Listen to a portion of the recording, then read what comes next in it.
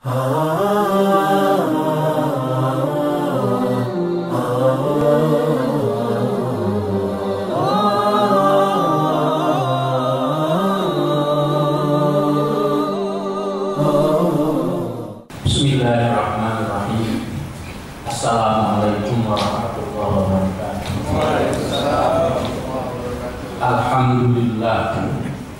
Alhamdulillahilladzi arsala rasulahu bil huda wa dinil haq liyudhhirahu 'ala dini kulli walau karihal kafirun walau karihal fasiqun walau karihal munafiqun. Asyhadu an la ilaha illallah wahdahu la syarikalah wa asyhadu anna Muhammadan abduhu wa rasuluhu la nabiyya ba'da. Amma. Bapak jamaah sekalian, alhamdulillah yang ini kepada Allah diberikan limpahan nikmat setiap hingga nikmat iman, nikmat Islam, nikmat sehat, nikmat sempat, nikmat mau hari ini berdoa berjamaah teruskan dengan menarikan tausiah. Ada banyak orang penikmat kesempatan nggak dapat nikmat kemauan, tidak pergi berjamaah. Yang punya nikmat kemauan boleh jadi nggak dapat kesempatan, mungkin sakit, bisa juga berjamaah. Alhamdulillah hari ini Allah pilih kita berdapat nikmat sempat dan mau untuk berdoa berjamaah dan menarikan tausiah. Karena amal soleh tidak dari itu, jadi dua hal bertemu, kesempatan dan kemauan. Salam dan salam kepada kita Rasulullah SAW. Jamaah sekalian, kita hari ini dihadapkan pada situasi yang begitu memprihatinkan. Saya ingin memulai atau menjelaskan fenomena ini dengan peristiwa bersejarah zaman Rasulullah SAW. Bapak-bapak ibu sekalian, implementasi Islam Al-Quran itu ada dalam sejarah Nabi. Semua episode sejarah Nabi adalah cara, manhaj, metode bagaimana mengamalkan Islam. Itulah mengapa kita perlu belajar sejarah Nabi. Tanpa kita memahami sejarah Nabi, sulit bagi kita buat menerapkan Islam dalam kehidupan sehari-hari. Dalam surat Al-Maidah ayat 67 Allah berfirman, Ya ayyuhar rasul baligh ma unzila ilaika min rabbik wa illam taf'al fama ballaghta risalah. Wahai Rasul, sampaikanlah apa yang Allah turunkan kepadamu dari wahyu ini. Dan jika engkau tidak menyampaikan wahyu itu, engkau telah berkhianat pada risalah Allah. Bahwa Nabi itu adalah orang pilihan, orang terbaik sepanjang zaman, sepanjang sejarah. Beliau adalah Sayyidul Anbiya wal Mursalin, penghulu Nabi dan Rasul. Tidak ada lagi manusia yang melebihi kualitas Rasulullah SAW. Tetapi Allah peringatkan kepada beliau, Ya ayyuhar rasul, wahai Rasul. Kenapa? Karena begitu beratnya beban menyebarkan dakwah Islam. Tidak tahu bahwa Nabi itu berbeda dengan orang Quraisy sejak kecil. Abu Lahab, Abu Jahal tahu Muhammad itu berbeda sampai beliau dewasa, sampai beliau menjadi Rasul. Nabi tidak pernah ikut pesta dansa, pesta pelebaran untuk tarik perut. Nabi tidak pernah nyembah Lata dan Uzza. Nabi tidak pernah berbuat yang aneh-aneh. Nabi suka pergi ke Gua Hira untuk bertahan, membersihkan diri. Ketika dapat wahyu, Nabi dapat perintah untuk sholat buat dirinya pribadi. Nabi sholat bersama istri beliau Sayyidah Khadijah, pembantunya Zaid bin Harithah, ponakannya Ali bin Abi Thalib. Orang kafir tahu Muhammad itu berbeda cara sholatnya, cara ibadahnya, dan keyakinannya. Tapi orang Quraisy tidak peduli, tidak ada masalah. Tetap beliau dengan segelar Al-Amin, yang sangat terpercaya. Al-Amin itu orang sangat terpercaya. Tapi begitu Nabi mulai mengajarkan dakwah kepada masyarakat secara luas, dakwah jahriyah, dakwah terang-terangan, Nabi kumpulkan orang Quraisy di lembah, kumpulkan di pasar, lalu Nabi mengajak mereka kepada tauhid, maka banyaklah penolakan, pelecehan dan penghujatan. Dalam sebuah ayat diceritakan ketika Nabi kumpulkan orang Quraisy, lalu Nabi mengatakan, Ya masyarakat Quraisy, wahai orang Quraisy, andai aku bilang hujan akan turun sebentar lagi, kalian percaya? Mereka serentak mengatakan, kami percaya Muhammad, engkau orang yang terpercaya. Bapak, bukan itu bukan kayak Bogor. Kalau Bogor yang kita hujan. Mekah itu belum tentu setahun sekali hujan. Jarang banget hujan. Tapi Nabi mengatakan, kalau aku bilang hujan beratur, kalian percaya? Mereka bilang, kami percaya Muhammad. Engkau orang yang percaya. Enggak ada awan, enggak ada mendung, terang benderang, mereka percaya. Kenapa? Muhammad orang yang sangat terpercaya. Lalu bilang lagi, kalau aku bilang di balik bukit itu ada musuh yang akan menghancurkan kita, menyerang kita, kalian percaya? Mereka jawab, kami percaya. Engkau orang yang terpercaya. Bapak di Mekah itu kan bukan kalau di Jawa ya, di sini itu kebun. Ya. Kalau hujan becek, di Mekah itu gurun pasir. Kalau ada musuh pakai kuda berarti ada debu. Kalau nggak ada debu mana ada musuh? Ini Nabi ngomong nggak ada debunya. Mereka bilang kami percaya Muhammad, engkau orang yang terpercaya. Saking Nabi orang yang terpercaya. Lalu Nabi mengatakan kalau begitu, kul la ilaha illallah Muhammadur Rasulullah. Katakanlah sebuah kalimat syahadat itu. Langsung Abu Lahab berdiri dan mengatakan, Tabban anta ya Muhammad. Celaka engkau wahai Muhammad. Alihada jamakana, untuk yang kayak begini engkau kumpulin kami di sini. Kalau bahasa bahasa sekarang, buat yang kayak begini lu kumpulin gue pade, kira-kira gitu loh bahasa sekarang. Tapi gedenya Abu Lahab dikumpulin hanya buat dengerin mengatakan la ilaha illallah Muhammad Rasulullah. Marahlah Abu Lahab. Lalu Allah jawab dengan sangat tolak kontan, tabat yada abi lahabiyum wa tab. Celakalah kedua tangan Abu Lahab. Itu cerita. Kenapa mereka marah pada Nabi? Karena Nabi mengajarkan Islam kepada mereka. Islam itu kalau buat sendiri, privat, itu orang nggak peduli. Anda zikir, Anda wirid, Anda sholat, orang nggak marah. Tapi begitu kita mulai ngajak orang sholat, ngajak orang zikir, ngajak orang amar ma'ruf nahi mungkar, ngajak orang jangan korupsi, ngajak orang tegakkan syariah, mulai dia bereaksi. Jadi esasi Islam adalah bisnis dakwah. Andai kata Nabi tidak berdakwah, nggak ngajak orang, niscaya Nabi nggak akan diteror, nggak akan diintimidasi, tidak akan diancam, dibunuh dan seterusnya. Kenapa Nabi diancam segala macam? Karena Nabi mengajak orang ke jalan Islam. Itulah dakwah. Itulah esensinya. Maka kita adalah umat dakwah. Dalam ayat surat Asy-Syura, Allah mengatakan, kabura 'alal musyrikina ma tad'uhum ilaihi. Amat besar kemurkaan orang musyrik atas apa yang kamu dakwahkan kepada mereka. Idem ditok dan sekarang terjadi sekarang. Ya, kalau Bapak sholat, ini Bapak bikin situs, nulis ya, ayo tegakkan syariah, ayo punya suhul jihad. Nah ini radikal. Ya. Kalau itu sendiri di rumah nggak ada pusing tuh. Bikin situs, bikin majalah, bikin buku, nulis, supaya kepada orang ngomong, ini kira. Masuk, nanti pulang ke rumah ke tafsirnya surat Al-Isra ayat 72 sampai 77. Sebenarnya kan ayatnya, wa in kanu la yaftinunaka 'anil ladzi awhayna ilaika litaftari 'alaina ghaira wa idza latakhuduka khalila walaula an sabbatnaka laqad kita sayang qalila. Bapak, ini Nabi loh. Ini ayat buat Nabi loh. Orang pilihan kata Allah, nyaris saja, hampir saja Muhammad kamu itu bergeser dari yang Allah turunkan dari wahyu ini untuk memuaskan mereka. Wahyu itu nyaris, hampir saja mereka membuat padamu dengan cara engkau membuat kebohongan terhadap ayat Allah agar kamu bergeser dari ayat Allah syai'an qalila, sedikit saja. Orang kafir yang tidak banyak. Apa yang diminta oleh orang kafir pada waktu itu bukan orang jihad. Benda sederhana, ya Muhammad, kalau kami nanti datang ke majelismu, ya tolong jangan ada orang fakir, jangan ada orang miskin, jangan ada para budak, ada Bilal, ada Ammar bin Yasir, ada Wahsy macam-macam. Mereka nggak mau. Waktu mereka dakwah, Waktu datang pada Nabi, ada orang-orang sakit, ada perbedaan kelas. Nabi sebagai manusia sempat terpikir, boleh juga. Ya. Kan kalau sekarang kan keren.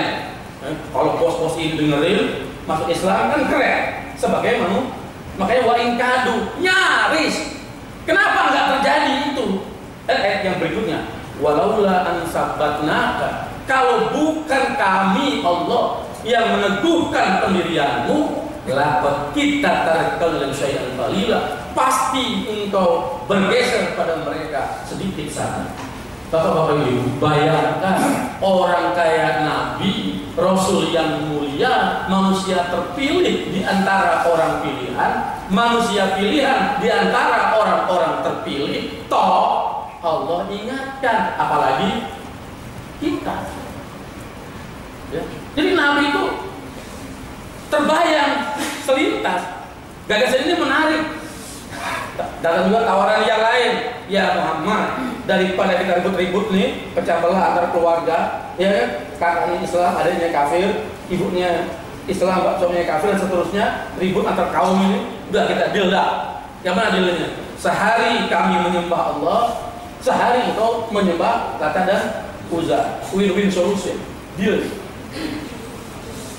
Maka Allah ingatkan, kalau bukan karena Allah kokohkan pendirian Nabi, niscaya engkau, kata Allah, bergeser pada mereka sedikit saja.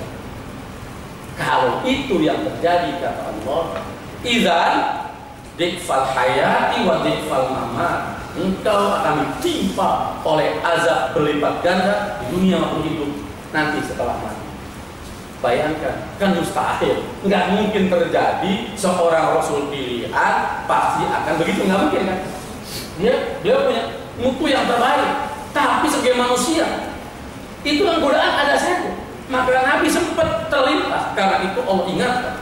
Maka Allah teguhkan pendirian Nabi, kokohkan pendirian Nabi, maka Nabi konsisten dengan Allah. Bapak Ibu sekalian, kalau sekedar memisahkan golongan kaya dan golongan miskin untuk menerima dakwah itu saja ditengkir, kalau dipegang sangat keras, apalagi kayak sekarang. Boleh pesantren, ya ada kurikulum jihad, ya.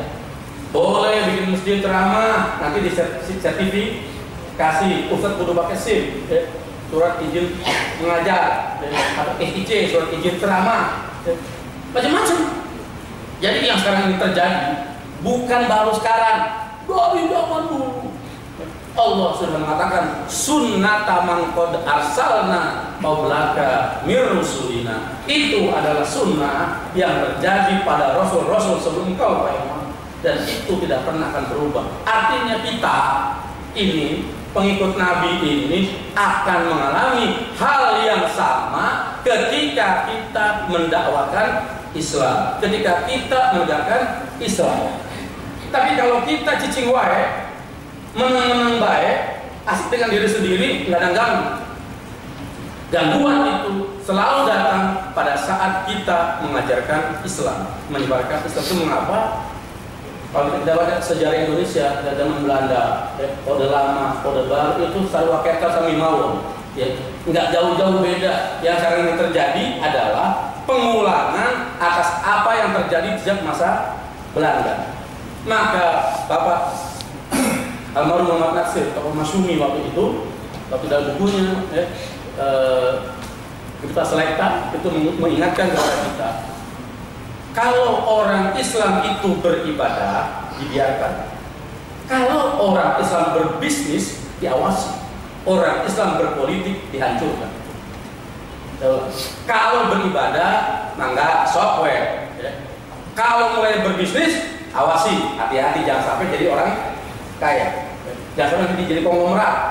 Karena sejarah mencatat dakwah ini nggak bisa tegak kecuali ada kolaborasi, ada tahun sama antara mujahid dengan orang yang berharta.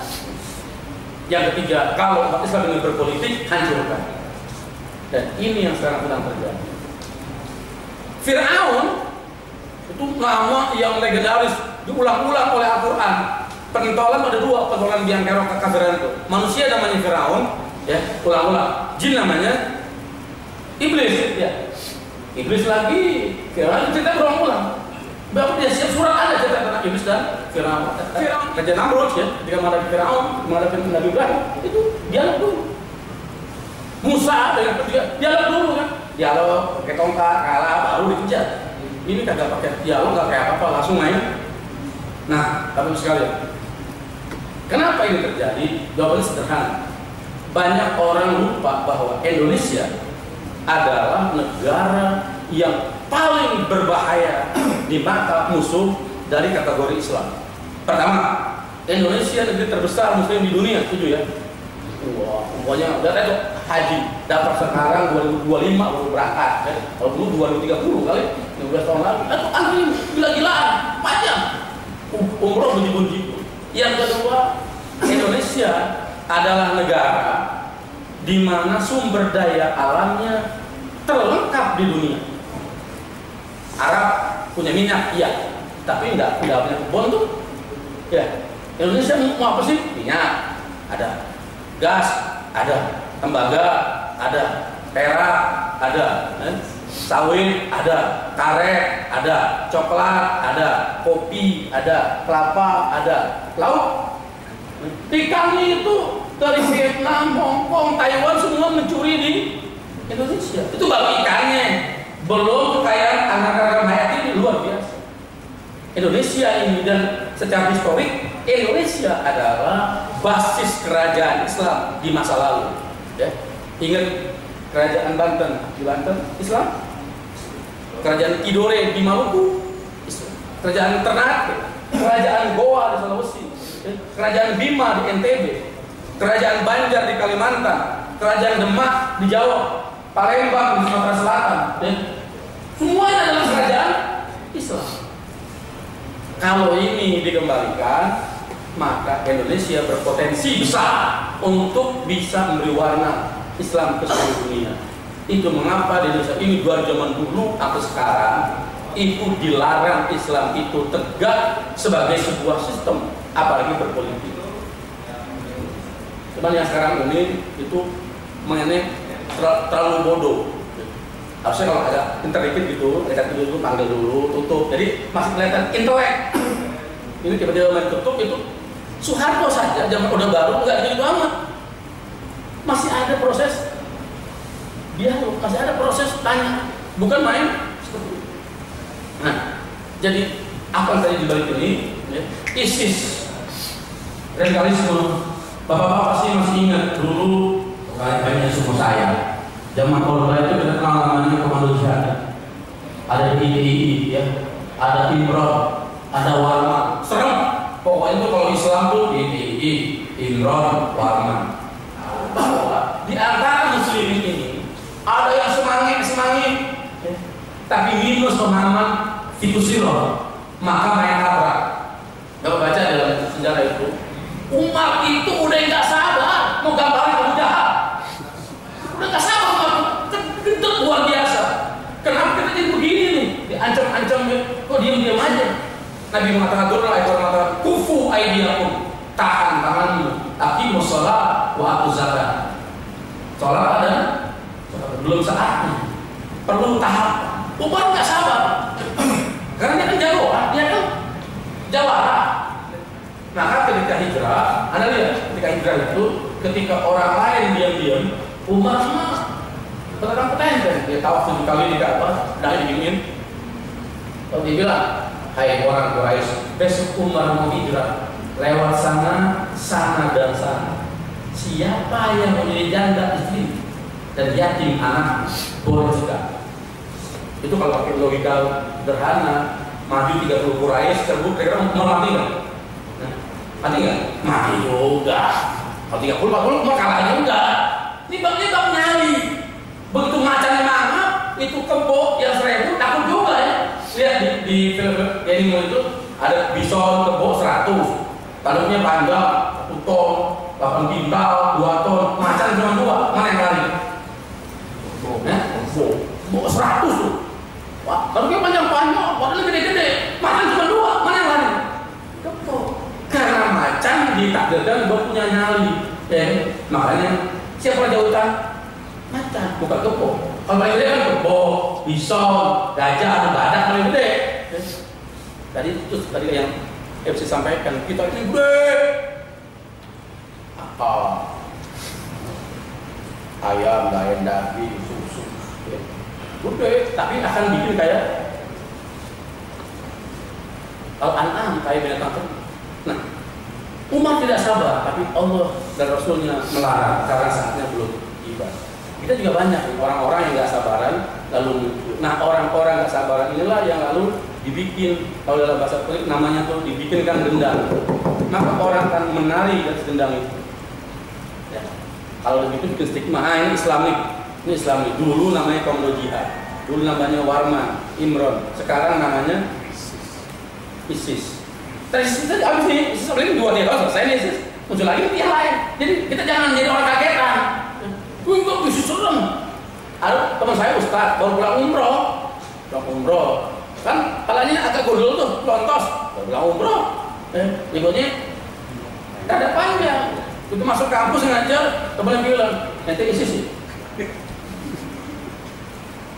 Yang lucu lagi, ada tetangganya meninggal karena dia Ustaz, ya, dia urus segala macam udah selesai.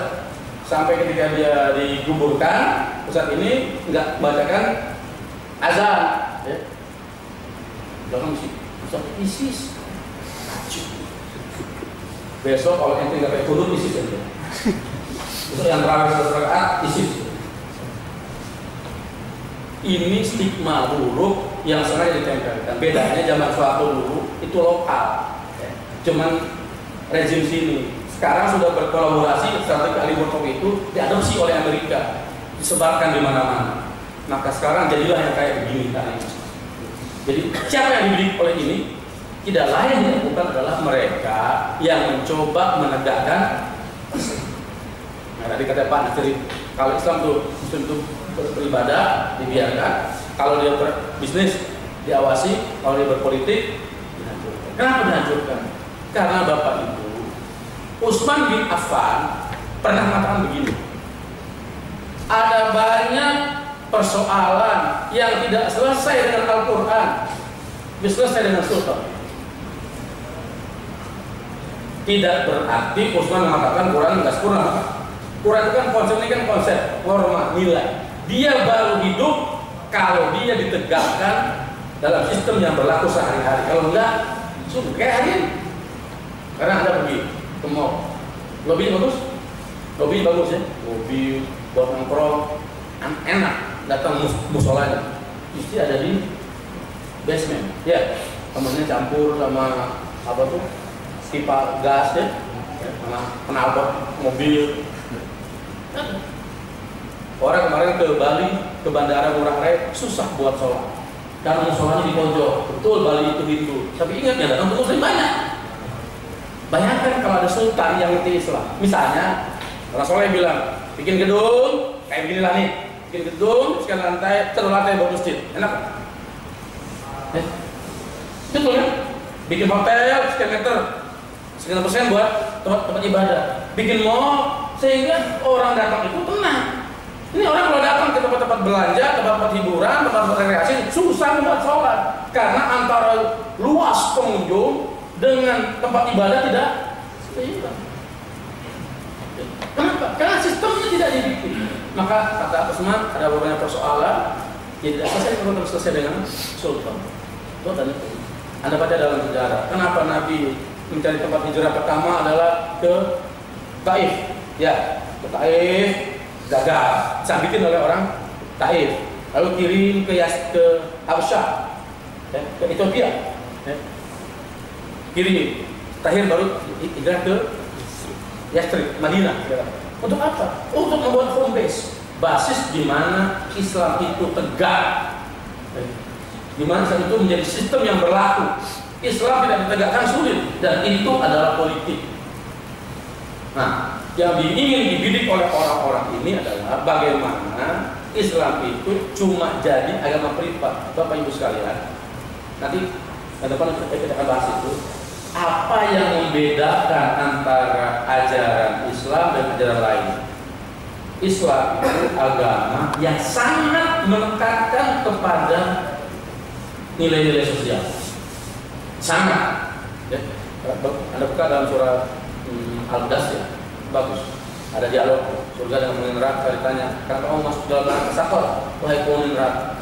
Kata mereka, dulu kami dunia tidak termasuk orang yang sholat dan tidak termasuk orang yang beri makan orang miskin. Tentu yang dimaksud bukan begini, ini ada rezeki kasih. Itu yang paling minimalis. Jadi itu minimalis. Yang Allah maksud adalah bikin sistem ekonomi, politik, sosial, budaya di mana orang miskin terjamin hak-haknya, hak buat hidup, hak buat dapat nafkah, hak buat sekolah, hak buat berobat. Kalau di negeri ini ada pameo, orang miskin dilarang sakit karena kalau sakit nggak bisa berobat. Orang miskin dilarang pinter, kalaupun pinter nggak bisa jadi profesor. Orang pinter, UN juara, nggak bisa bayar terima ITB, terima nggak bisa bayarnya, nggak bisa kuliah juga. Dan seterusnya. Jadi Islam mengatakan kepada sistem yang mesti kita bangun dengan sangat ketat. Nah disitulah maka politik bermain. Kalau saya contoh misalnya, bapak ibu kita bikin tablik akbar di Monas, di lapangan Monas, kumpul semua dari internal, lokal dan internasional. Kita bikin ini, kumpulin infak. Kira-kira terkumpul 1 miliar, mungkin 10 miliar, mungkin 1 triliun. Sulit ya, sulit. Tapi kalau saya jadi bupati, presiden, gubernur, top APBD, buat bikin sekolah gratis, bisa. Itu pentingnya sultan, pentingnya otoritas. Dengan sultan itu, apa yang tidak mungkin menjadi mungkin, apa yang sulit menjadi mudah. Nah, masalahnya adalah dari sejak dulu Indonesia ini masih zaman dulu, zaman kerajaan dulu, kita sudah takut dengan nilai Islam. Nanti kita bahas dengan teman-teman depan, ini hanya sebuah pengantar. Bapak-bapak nanti belajar sejarah itu ada cerita tentang Majapahit, ada cerita tentang Demak. Ya, dulu kan sebelum kita masuk ini ada animisme, yang itu Hindu Buddha, Kerajaan Majapahit, Sriwijaya, Kutai Kartanegara, Pajajaran, ya, Papua, lain-lain. Semua ada kerajaan Hindu Buddha. Hancur, muncul namanya Demak di Jawa, Samudra Pasai di Sumatera. Apa bedanya? Di kerajaan-kerajaan Hindu Buddha, ya, ini isinya. Raja itu titisan dewa. Raja tidak pernah salah. Kalau raja salah, kembali pada pasal pertama, raja enggak salah. Yang kedua, Brahmana, pendeta, tukang stempel raja. Maka Brahmana, pendeta hidupnya dari derma rakyat. Islam tidak. Demak itu Raden Patah, keturunan dari Prabu Brawijaya. Ini rakyat, tapi yang mengatur namanya Wali Songo, ya. Wali Songo yang mengatur Raden Patah. Begini, jadi ulama itu mewarnai, mengarahkan raja. Kalau dalam zaman Hindu Buddha, raja itu titisan dewa, raja tidak salah. Brahmana cuma tukang stempel. Nah, Islam dibalik, raja itu pelaksana amanah, kayak imam, punya cara itu kentut. Kalau di imam kentut, tuh tetap jadi imam. Apa yang mesti kita kerjakan? Didiemin. Dosa semua, nggak dapat semua. Suruh turun tuh imam, ya. Imam manusia kalau salah, kan sama kayak gini, kayak salah. Jadi dalam Islam kalau raja salah, khalifah salah, ini yang berbeda Islam dengan, nah inilah yang membuat dendam kesumat orang-orang kejawen, orang Hindu juga. Maka sampai hari ini, saya ingin cerita sederhana gini. KPK itu bagus, yes. KPK itu diperlukan oleh kita untuk memberantas korupsi, harus. Tapi jangan lupa, KPK itu cuma punya 100 penyidik. Orang yang 30 juta, 500 kota kabupaten, 33 provinsi. Berapa juta pun yang jadi pejabat? Hongkong, KPK-nya Hongkong. Cuma 6 juta per Hongkong, 1000 lebih penyidiknya. KPK cuma 100. Maka mau tidak mau KPK itu harus memilah dan memilih, betul ya? Karena nggak mungkin semua. Kalau semuanya bisa gempor dia. Pertanyaannya, KPK itu tuh kerja berdasarkan kepada bukti awal. Siapa yang kasih bukti awal? This is problemnya. Yang punya data awal adalah intelijen. Intelijen itu dari dulu memusuhi Islam. Maka kalau ada 1000 maling, yang bukan ada 10 maling, yang musuhnya dia. Ya temennya dia nggak dibongkar. Ini yang membuat sistem ini rusak sekarang.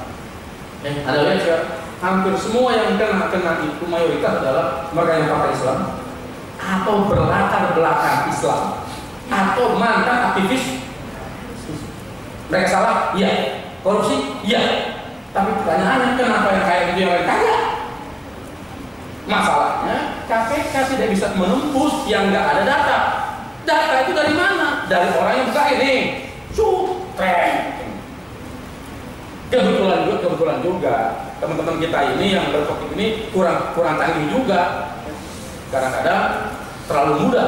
Saya udah bilang sama kawan-kawan, kita ini orang Islam jangankan salah, bener aja dicari salah, betul ya?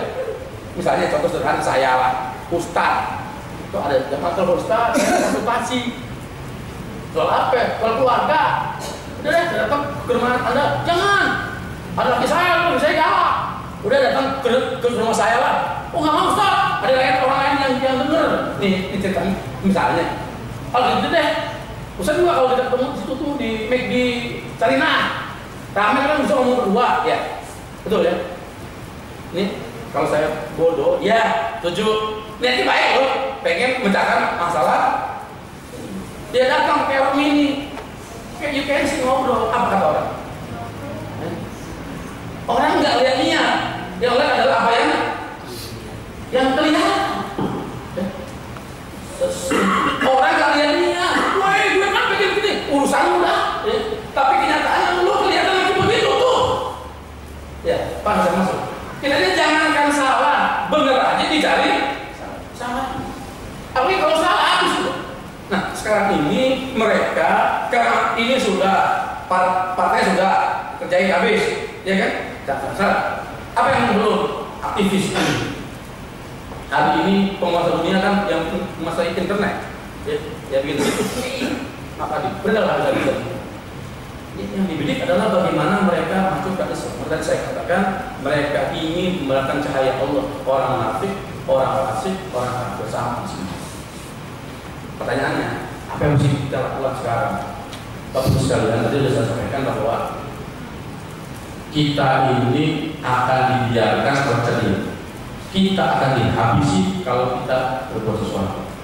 Kayak begini ini, Anda mesti ingat tahun 80-an, jilbab dulu dilarang dalam macam, ya usir. Saya dulu kasar orang yang ngurus mereka, pakai jilbab. Dulu dapat bayang tuh kayak gini jilbab, ya. Sekarang kayak polisi pakai jilbab, ya keluar. Kawat pakai jilbab. Dulu nggak kebayang tuh, masuk sekolah usir, ke kampus disuruh buka, ya.